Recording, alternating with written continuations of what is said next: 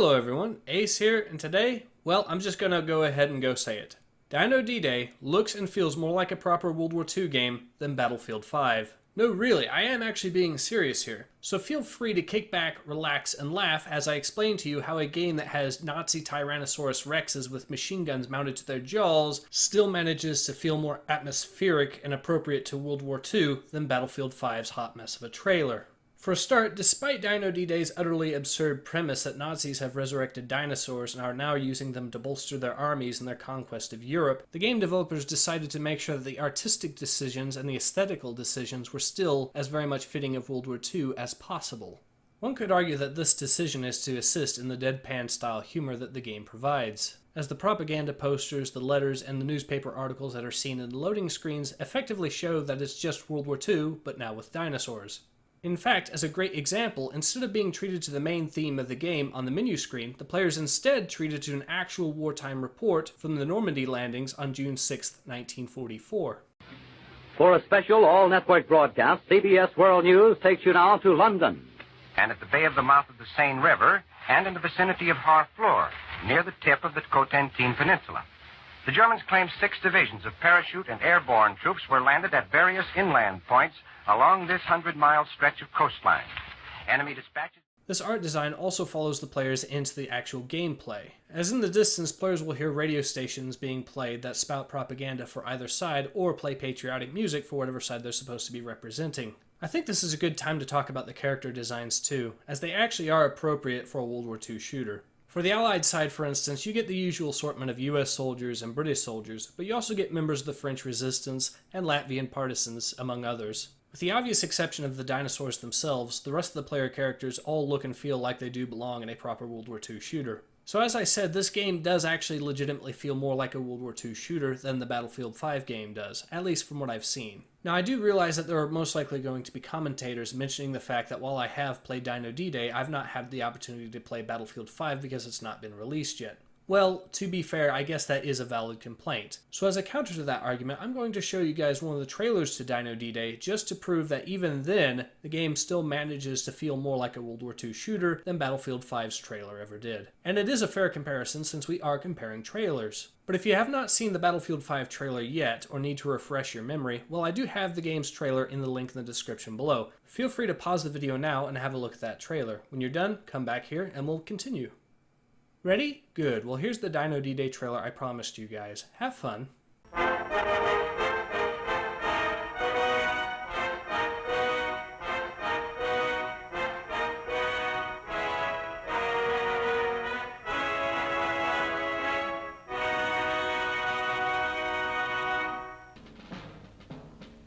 At this very moment, in theaters of war across the globe, a terrible new threat gathers against us.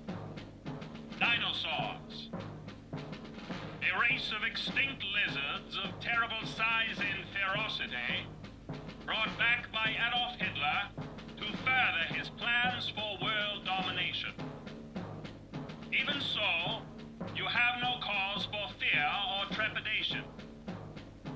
Heroes from every tribe and nation have engaged them on the field of battle. With courage, determination, and the help of Almighty God, we will turn the tide on this Dino D-Day and make the Nazi and his dinosaur extinct forevermore. This is the army, Mr. Green. We like the barracks like the Queen. You had a maid to clean your floors, but she won't help you out anymore. You are the new first command. There in the army and not in a band. In the army, Mr. Brown.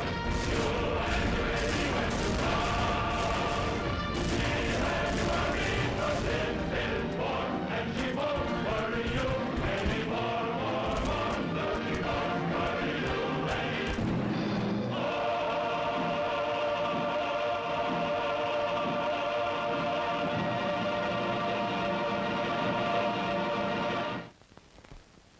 So now that we've seen both trailers, it's kind of obvious which one manages to look and feel more like World War II. Despite the fact that Dino D-Day is very clearly a joke game, it still manages to maintain the feel of a World War II setting. By contrast, DICE has promised us the, quote, most immersive World War II experience ever, and have failed so spectacularly in this goal that they've managed to somehow make a game that's less immersive in the trailer than a game where dinosaurs are in World War II. Just let that thought sink in. This brings me to the latest news update regarding Battlefield 5. Specifically, I'm talking about the fact that the developers at DICE have decided to start a fight on Twitter with their own fan base. In response to hashtag NotMyBattlefield, Oskar Gabrielson, one of the developers at DICE, has decided to say, and I quote, "The Battlefield sandbox has always been about playing the way you want, like attempting to fit 3 players on a galloping horse with flamethrowers. With Battlefield 5, you also get the chance to play as who you want. This is hashtag everyone's battlefield." Well, Mr. Oskar Gabrielson, if that's what you want, well, I want to play as a dinosaur in Battlefield 5. Make it happen. I mean, if you truly agree with Aleksander Grondal's sentiment that you should always put, quote, fun over authenticity, then perhaps you should try to make the most fun Battlefield game possible by including dinosaurs in it. Also, while we're at it, I'd like to see ninjas and cowboys added too, because those are always fun when you put them in a game. And you always want fun over authenticity, correct? In any case, I hope my viewers have had a bit of a laugh today, because as ridiculous as this is, it is kind of funny in its own stupid little way. It's kind of sad, though, that DICE has legitimately made a trailer that's so utterly abhorrent that a World War II game with dinosaurs in it still manages to be more immersive, though. Still, hopefully they can make good on this decision by allowing players to play as dinosaurs in Battlefield 5. In any case, I hope to see you guys again soon. Take care. ASAP.